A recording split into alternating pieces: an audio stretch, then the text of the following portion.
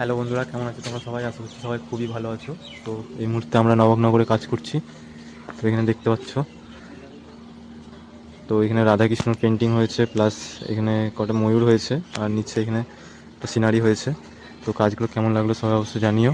ভালো লাগলে like comment share করো, আর যদি কেউ কাজ করাতে চাও তো অবশ্যই আমার নাম্বার দেওয়া থাকবে, সবাই কল করো।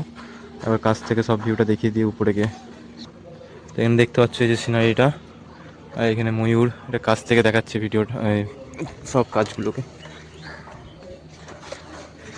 এটা কাছে থেকে এই ভিউটা দেখতে পাচ্ছ, অসাধারণ ফিনিশিং হয়েছে, অসাধারণ। এখানে প্রকাশের মুখটা দেখিয়ে দাও একবার।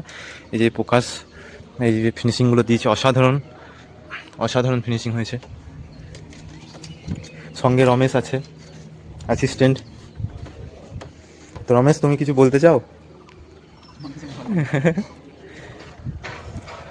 আর এখানে দেখতে পাচ্ছ রাধাকৃষ্ণ পেন্টিংটা করা হলো,